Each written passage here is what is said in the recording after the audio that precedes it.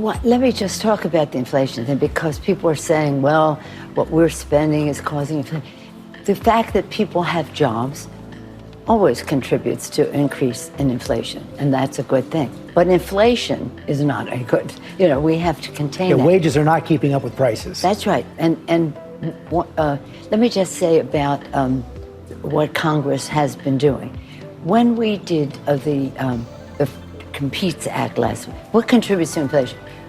More people having jobs, scarcity of product, which makes prices go up, and the rest. So when we passed the Competes Act last Friday, this was a giant step forward. Now we have to go to conference with the Senate, and we will shortly, and we'll send it to the president's desk.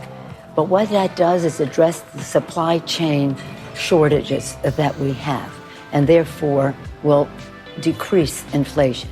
That was House Speaker Nancy Pelosi there, responding to concerns of record high inflation rates. The United States is currently in the midst of its highest inflation in 40 years, with American families concerned about how they will be able to afford basic goods and services such as fuel. The House Speaker was asked what Congress can do right now to bring those costs down. Ms. Pelosi said there are more people entering the workforce, and that's why inflation has risen, while also referencing the recently passed Competes Act, which is a $350 billion bill aimed at strengthening domestic supply chains, investing in new research while striving to stay competitive with China. But her comments on low unemployment contributing to the rise in inflation wasn't met well with a few online users. One person wrote, "Pelosi says people having jobs has contributed to inflation. If you want lower inflation, you've got to quit your job." Another said, "I'm struggling here and maybe I missed something, but it appears Speaker Pelosi just blamed jobs and the American people for inflation." Nancy Pelosi continued to push for the Democrats' halted Build Back Better bill, taking a swipe at Senator Joe Manchin for voting against the legislation because he believes the bill will only add more fuel to the fire. Democrats need all 50 senators to be able to pass the $1.75 trillion social spending package and will be desperate to get it finalised before the midterms in November.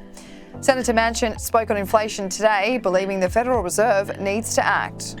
I've been ringing the alarm bell for forever. For the last year about inflation. Nobody's been listening. Now we're seeing a basic threat. It's a 7.5% tax on everybody, on every product you buy. It's just unbelievable. Think about what it's doing. Just the average person.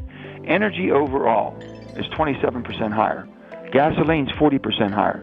Your utility, just for natural gas, utility gas is 24% higher. Electricity's gone up 11%, and food's over 7% across the board.